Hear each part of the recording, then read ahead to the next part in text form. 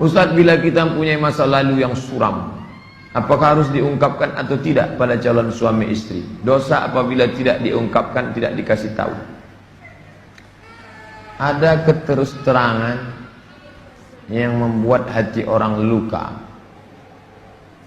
Tapi ada suatu yang antum sembunyikan bisa berefek hukum. Inishtarata saiban, inishtarata bikran. Kata Imam Ibn Taymiyah dalam kitab Majmu' Fatawa, dikutip oleh Imam Sayyid Sabiq dalam Fikih Sunnah. Yang punya teks Ibn Taymiyah, nama kitabnya Majmu' Fatawa. Dikutip oleh Sayyid Sabiq, dibuatnya dalam kitab Fikih Sunnah.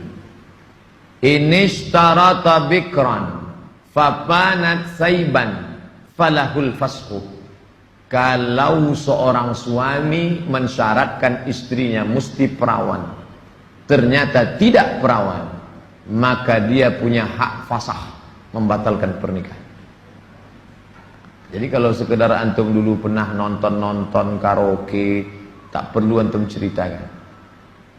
Ditanyanya, kau solihah? Insya Allah bang. Masa lalumu, siapa yang tak pernah punya masa lalu? Emangnya kau suci? Tapi kalau sudah masalah implikasi hukum, antum mesti terus terang. Karena kalau antum bohong, maka dia punya hak fasakh. Nah, ini hati-hati. Adalah itu cerita, tapi bahaya juga. Ini kau cerita dia tak jadi, tak mau.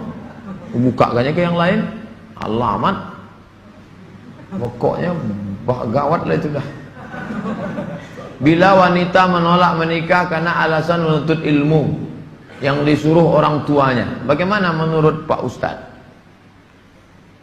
Kenapa dia tak mau menikah? Ayahnya maksa dia harus selesai S3 baru nikah. S2 23, S3 tambah lagi, S2 25, S3 3 tahun 28. Kau setelah doktor baru boleh menikah. Begitu kata bapaknya. Hadapi bapaknya. Keras bapaknya nih Pak Ustadz. Bapaknya orang apa? Orang Kabupaten Kampar. Ajak Ustadz Mustafa Umar.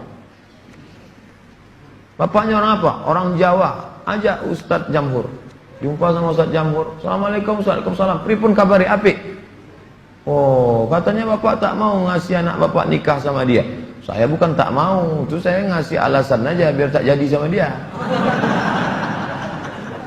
Ini orangnya baik Pak, baik orangnya, sopan. Oh, jadi ada pintu celah masuk ke dia.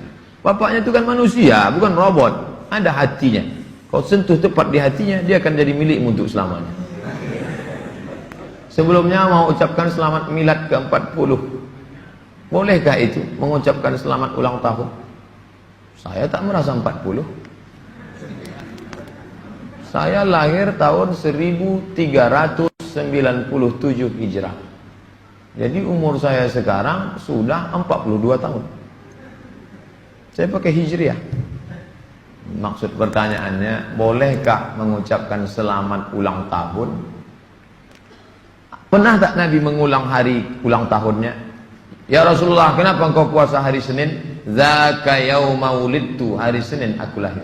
Ada dia menyebut hari kelahirannya, tapi diisinya dengan ibadah. Kalau mengingat hari lahir dengan sedekah anak yatim, pergi ke jumpa Pak Yazid, sedekah. Pak Yazid, berapa anak yatim di sini? Ada 200. Tolong keluarkan. Semuanya, 5 orang aja, Pak. Iko ada nasi bungkui kok. Makan bersama. Dek, makan ya. Adik kenapa tinggal di sini? Ayah saya meninggal, adik. Syukur atas nikmat. Tak salah.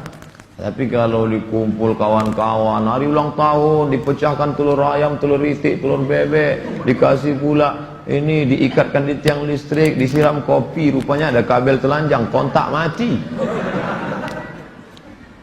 Buat dosa aja. Saya punya teman, suka sekali berjudi. Sudah berkali-kali saya nasihati, tak juga mau berhenti. Saya suruh teman lain juga tak mau. Bagaimana cara menyadarkannya Pak Ustaz? Panggil polisi. Angkat. Banyak jamaah kita polisi. Nanti saya kasih nomor. Jamaah kita banyak polisi. Saya kasih nomor. Di mana dia selalu main? Dia tangkap. Yang narkoba tangkap.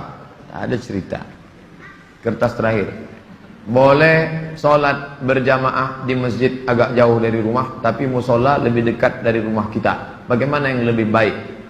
Kalau di masjid yang jauh itu engkau pergi karena ada pengajian Ustadz Mustafa Umar, ada pengajian Ustadz Mawardi Muhammad Saleh, tapi masjid yang dekat tetap ada sholat berjamaah, boleh.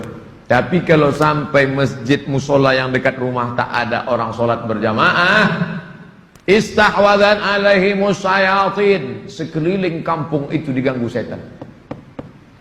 Musola, surau, langgar, masjid yang sudah dikomitmen sholat berjamaah, tiba-tiba tinggal tak ada berjamaah, istahwadan alaihimus syayatin. Nah, jadi perhatikan baik-baik. Pak Ustadz, memang di situ tak ramai, tapi pasukan inti adalah. Oke, tak masalah. Antum pergi ke masjid sana karena ada pengajian di situ. Tapi kalau sampai kosong, antum yang azan di situ, antum azan sholat dulu, selesai sholat baru pergi ke sana. Azan subuh sudah siap di masjid musola. Kita sholat sunat fajar di rumah. Siap sholat sunat baru kita ke masjid. Apakah sah sholat? Apakah sholat sunat kita itu sholat sunat di rumah? Rumahnya dekat. Tapi kalau rumahnya jauh, sholatnya di masjid. Nabi sholatnya kan di rumah. Nabi itu jarak dia 22 meter. Dari mimbar Nabi ke dinding kamar Nabi 22 meter. Kita berapa kali belok?